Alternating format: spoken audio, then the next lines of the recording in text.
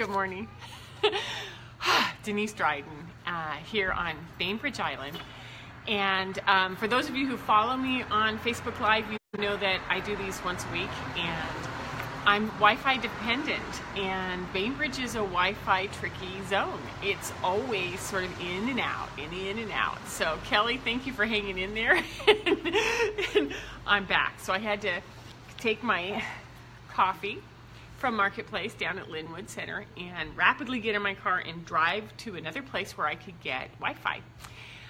We want to talk about emotional labor, and what I want to start with before we get too far into this is the full moon was full at 8:47 Pacific Standard Time, so that's probably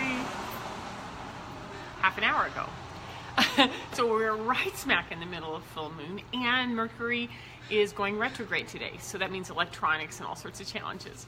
And emotional labor is sort of one of those things that dovetails right into this. So I thought I would pull it all together and talk to you a little bit about this as part 3 in a holiday series of, holidays through the eyes of the sensitive. And today, emotional labor, it's a buzzword. It's been going on with Cosmo, Bazaar, Harper's Magazine. There's a woman called Gemma Hartley who's been, really hitting it hard between male and female roles in the house, and, what do you do when, blah, blah, blah. And although it seems nice to be able to complain and, try to figure out who's carrying all the burdens in the house, I don't think that's what I want to talk about today with emotional labor. So the term, it comes from 1983 in a book called The Managed Heart. Arlie Hochschild wrote a book about labor and jobs, and what happens when you're being paid to do a lot more than, or you're being paid for a job and you're doing a lot more than you're being paid for. And the example she uses twofold. She uses one, which is, what if you're a bill collector and you have to hold, I need the money, and how can we work this out, and at the same time this barrage of is coming at you, I can't pay my bills, or I'm angry that you called, or crying, or think about it. When you call and tell someone that you really need them to send you money that they may not have or may not want to have send you, that brings up a whole lot of emotional management, right? The second example is flight attendants. What do you do when someone's really unhappy? They're unhappy about their seat. They're unhappy about a delay. They're unhappy about a weather condition, something you have no control over. And not only do you have to manage their behavior, but you have to manage your own and how you respond to it. So that's the definition that Hochschild uses for emotional labor. She defines it as consciously regulating your own feelings in an attempt to shape the emotions of others in order to get your job done. Okay, so that was in 1983, and it really addresses how long can we do these kinds of jobs and what kind of stressors do we have. Now, in the more current, perspective, it's defined as the management of feelings, your own or somebody else's, to accomplish a goal. And that goal could be to leave a customer satisfied in a work environment, to get somebody to do something they don't want to do, like agree to switch to another flight, like using the flight attendant, get a child to eat their vegetables. Think about it in all the perspectives. What does it take to manage someone to do something they don't want to do? And in this current, Bazaar, Harper's, Cosmo, it's just bang, bang, bang about household management. What happens when the management of a household falls onto one person, and it becomes a really big gender war? And it's about invisible labor, unacknowledged labor, or just maybe even saying that sometimes things take a little bit more work, right? And so that's where I want to go with it. From the sensitive perspective, I'm always going to use the highly sensitive person in this holiday series so that we can understand what is it really like for a sensitive during this time of year. So we're going to start with the regular day-to-day, for anyone, whether it's yourself or your child, because it's hereditary, right? So usually when you have a sensitive child, you have to look back the family line and go, Is it mom or is it dad? You know, which one of us has this sensitive trait, right? What we do is we have the normal everyday regime. We have school, or we have work, or we have home, and sometimes what we notice is that structure and expectations, healthy expectations, like I know what to do at this time, I know what to do at that time, and structure helps alleviate the stress. Being able to build a calendar around what works and what doesn't work is an ongoing daily management, hourly management, minute by minute management for those of us who are sensitive, who can react to things that are so much more pervasive than 80% of the population. So things can throw us off a lot faster. So we need that sort of rhythmic, daily, hi Maureen, I'm so glad you're here. We need that rhythmic, daily sort of structure, right?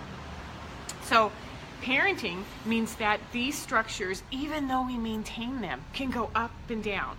And I misspoke, it's not just in parenting.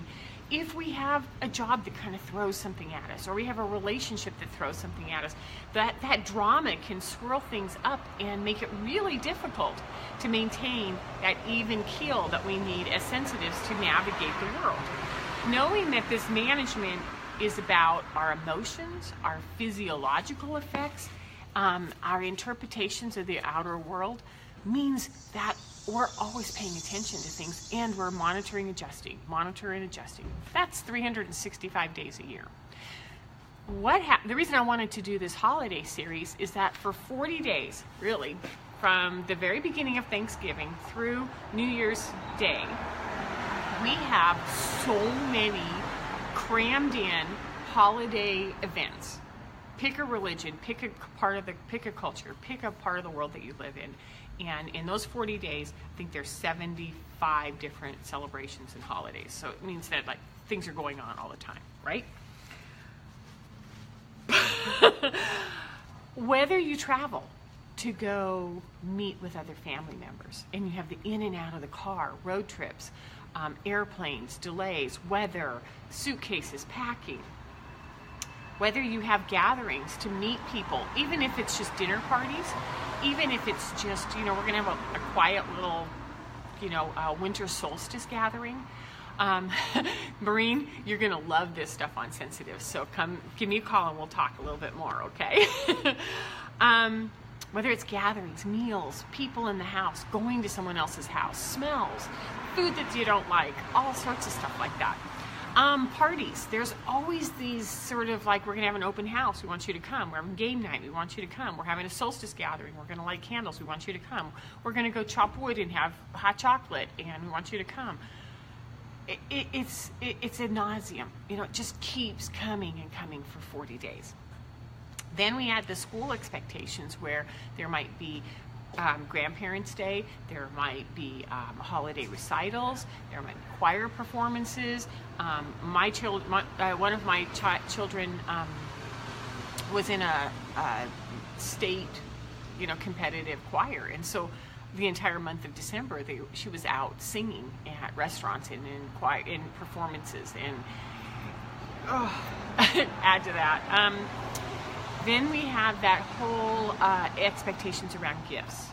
What do you do when you have a culture that expects or wants or values relationships based on gifting and exchanges and acknowledgement and reciprocal environments? And then it's exacerbated by the media, which is like, hey, if you really love somebody, you buy them this. If you really want this, you give them a new phone. If you really do this. And so it's like pressure. Thank you, Maureen. So these are just some of the things that happen in those 40 days. I'm sure you could come up with a whole lot more, because I'm just touching the surface and thinking of what pertains to most of you. So it's an invitation to manage this enormous amount of scheduling. And it's an additional burden on top of what already takes a sensitive a lot of energy to manage. So emotional labor is, how do I manage myself and how do I manage others, especially when they're triggered or something's happening that they need some additional attention. They're in reaction, we're in reaction. And so for the holidays, labor becomes a huge issue. It's about self-survival, pacing yourself, recognizing what works for you, communicating what you need for others. This is the only tool, the only set of tools that really work for sensitives, is being able to acknowledge, first and foremost, sensitivity is an issue that lives and thrives in my reality, and it requires me to pace myself. When you're guiding or mentoring a child or a spouse or a partner, through this sort of overwhelming situation, you have to manage your own emotions and you have to address the other. And so what we have is 40 days that requires emotional labor above and beyond something that we already have identified as an issue of management in our lives already. When we establish sensitivity and really own it, put a stake in the ground and say, I've done the research, I've done the self-test, I know that I'm highly sensitive, I know that 2 of my 3 children, or all 3 of my children are all highly sensitive, or my husband or my partner is highly sensitive, then you know what you're working with. You have to own it. That's what I'm here to say. Own it, and then find out how to manage it over the holidays, how to manage what happens with all of these expectations. When we're oblivious, it's just more stress and more taxing. When we own it, we can sort of craft those 40 days and say, how do I want to pace me? How do I want to pace my children? How do I want to pace all of this? And then, what is it that I really want to do? And this is the kind of stuff that I do in coaching. And the holidays are the time when most of the parent coaching that I do, and the adult coaching and the young adult coaching, where everybody pulls back and says, I don't have time to do this during the holidays. And what they don't realize is that this is the time when you need it the most. Even if we work once a week, even if we work twice a week on doing breathing exercises, tools, acknowledgement, putting that stake in the ground and saying, this is what will work for me and this is what will not. So think about it, and if you're interested, give me a call. My name is Denise Dryden, and you can find me on DeniseDrydenCoaching.com. And I'm downtown Bainbridge. The sun just came out. You can see it, which means maybe I could see the moon tonight if the clouds stay. And enjoy the full moon. Enjoy your Sunday. Enjoy December. And I'll see you next week. Take care. Bye-bye.